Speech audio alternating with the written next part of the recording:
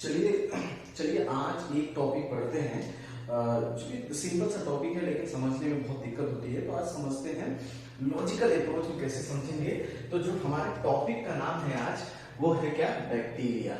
ठीक है, सबको पता है बैक्टीरिया, बैक्टीरिया या बैक्टीरियम। तो मैं बच्चों बता दूं कि जो बैक्टीरियम होता है वो सिंगुलर होता है और जो बैक्टीरिया होता है वो प्लूरल होता है। तो बैक्टीरिया हमारा प्लूरल होगा जबकि बैक्टीरियम हमारा क्या होगा, सिंगुलर होगा। ठीक है, तो सबसे पहली बात क्या होगी इसमें, पहली बात सबसे कि ये इट इज प्रोकैरियोट, प्रोकैरियोट होंगे। ठीक है, क्या होंगे ये, प्रोकैरियोट्स होंगे।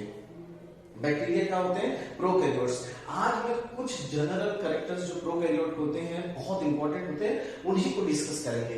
तो पहली बात कि ये प्रोकैरियोट होते हैं। अब पूछा जाए प्रोकैरियोट क्या होते हैं, मतलब the cells which lack nuclear membrane.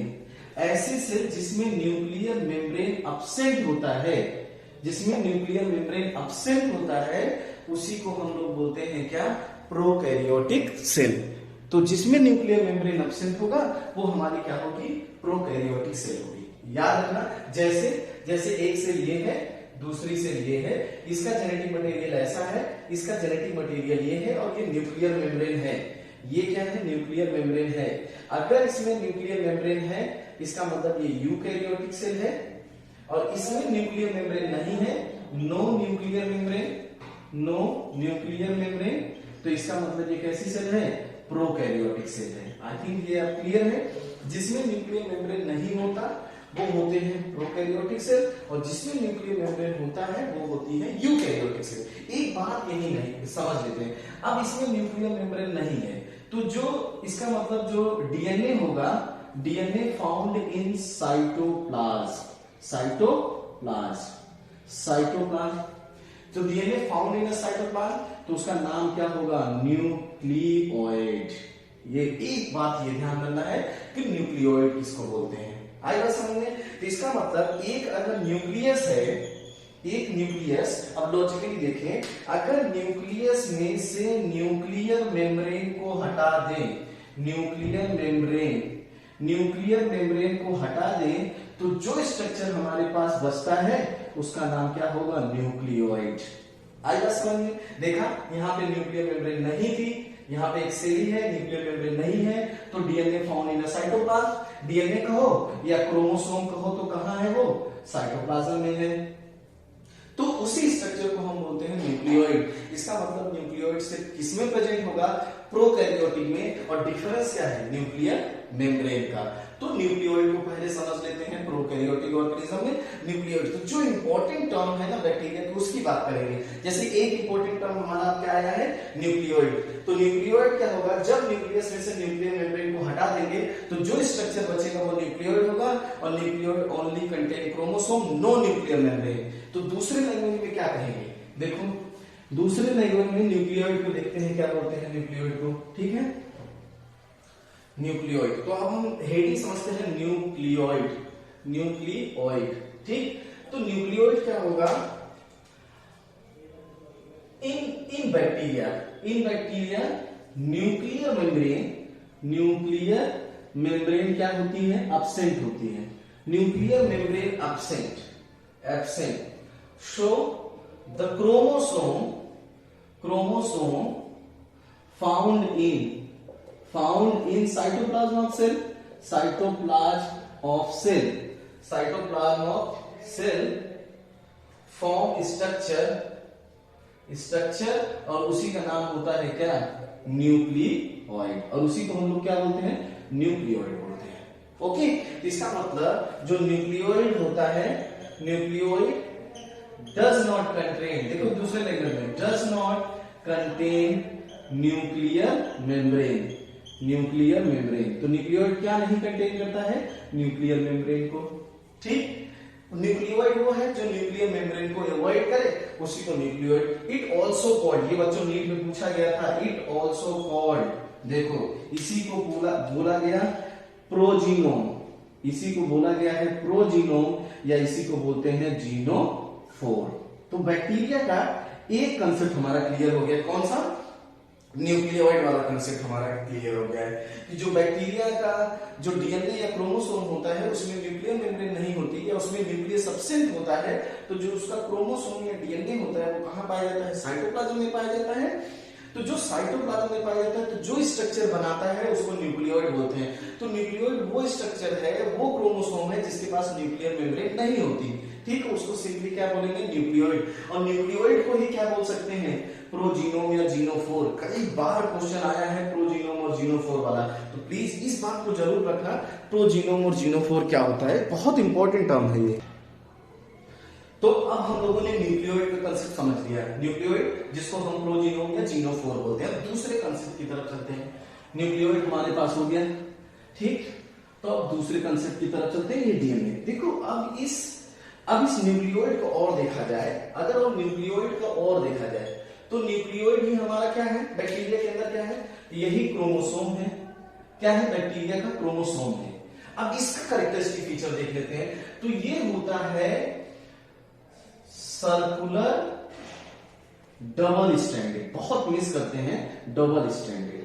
क्या होगा? Circular and double standard. एक बात याद रखना, मैं आपको एक लॉजिक बताता हूं, केवल सिंगल स्टैंडर्ड डीएनए ना केवल कुछ वायरसेस में होता है, ठीक है, नहीं तो जितने भी ऑर्गेनिज्म इस अर्थ पे हैं उन सब में ही डबल स्टैंडर्ड डीएनए पाया जाता है। आई बात समझ में?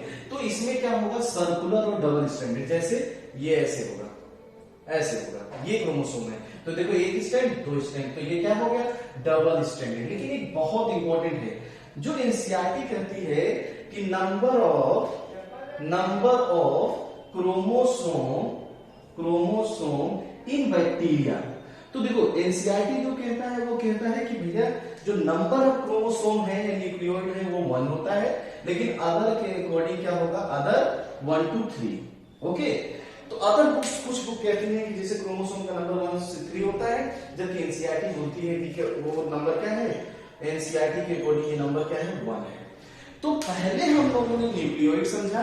न्यूक्लियोइड वो है जिसके पास न्यूक्लियर मेम्ब्रेन नहीं होता और जो क्रोमोसोम सीधा साइटोप्लाज्म में होता है, जो साइटोप्लाज्म में पाया जाए वो ही होता है न्यूक्लियोइड। और न्यूक्लियोइड बैक्टीरिया के अंदर होता है। न्यूक्लियोइड एक क्रोमोसोम है और ये क्या होगा? सर्कुलर डबल स्टैंडर्ड सिंगल इन नंबर। क्या होगा? सिंगल इन नंबर, एक होगा। ये बहुत बार पूछा जाता है, सर्कुलर डबल स्टैंडर्ड सिंगल इन नंबर होगा। एक और बात समझ लेते हैं हम, डीएनए हो गया, ठीक है, ये हमारे पास समझ में आ गया कि जो हमारा न्यूक्लियोइड है वो एक होगा, डबल स्टैंडर्ड होगा और सर्कुलर होता है।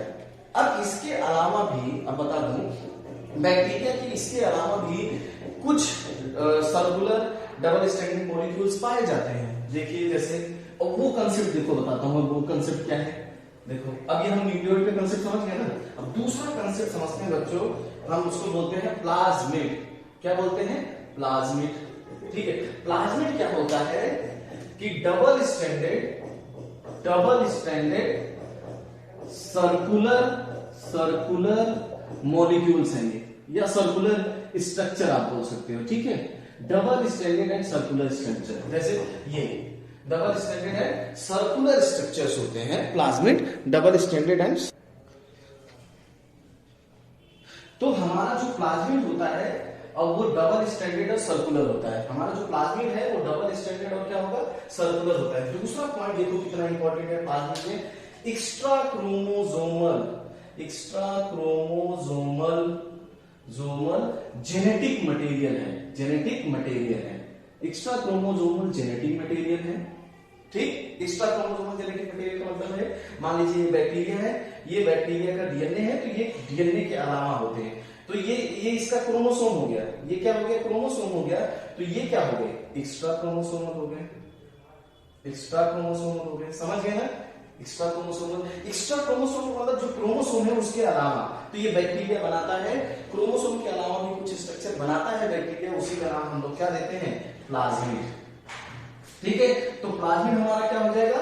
Extra chromosomal genetic material. याद रखना, एक्स्ट्रा क्रोमोसोमल जेनेटिक मटेरियल होगा, नॉट एक्स्ट्रा न्यूक्लियर मेम्ब्रेन। सबसे इंपॉर्टेंट है कि प्लाज्मिड क्या होता है?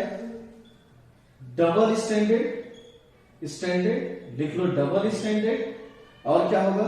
सर्कुलर होगा, डबल स्टैंडर्ड होगा, सर्कुलर होगा, ऑटोनोमस होगा, ऑटोनोमस बॉडी बोलते हैं, ऑटोनोमस बॉडी या स्ट्रक्चर बोलते हैं, और use as vector for DNA transfer. अगर आपको डीएनए को ट्रांसफर करना है एक ऑर्गेनिज्म से दूसरे ऑर्गेनिज्म में, तो ये किसकी तरह यूज किया जाता है? वेक्टर की तरह यूज किया जाता है। जो बच्चों ने ये 4 पॉइंट्स लिखे हैं ये बहुत इंपॉर्टेंट है कि प्लाज्मिड क्या होता है? Double standard. कभी भी प्लाज्मिड सिंगल स्टैंडर्ड नहीं होगा, ये तुम याद रखना कि ऑलवेज डबल स्टैंडर्ड होगा, सर्कुलर होगा, कभी लीनियर नहीं हो सकता। ऑटोनोमस बॉडी होता है क्योंकि ये सेल्फ रेप्लिकेटिंग होता है, अपने से रेप्लिकेट करता है, ये सेल के अंदर भी रेप्लिकेट कर सकता है, सेल के बाहर भी रेप्लिकेट कर सकता है, और इसी को हम यूज करते हैं वेक्टर। अगर शायद ये प्लाज्मिड ना होता तो बायोटेक्नोलॉजी पॉसिबल नहीं होती। किसी भी जीन को क्लोन करने के लिए हमें प्लाज्मिड की जरूरत होती है, या जीन को ट्रांसफर करने के लिए किसकी जरूरत होती है? प्लाज्मिड में। तो हम लोगों ने पहले न्यूक्लियोइड पढ़ा जो हमारा क्रोमोसोम था, फिर हम लोगों ने पढ़ा कि प्लाज्मिड क्या होता है? डबल स्टैंडर्ड सर्कुलर मॉलिक्यूल है जो बैक्टीरिया के, तो वो न्यूक्लियोइड भी बैक्टीरिया के अंदर था और प्लाज्मिड भी बैक्टीरिया के अंदर ही है। आएगा समझ में? तो ये बहुत इंपॉर्टेंट प्रोसेस है।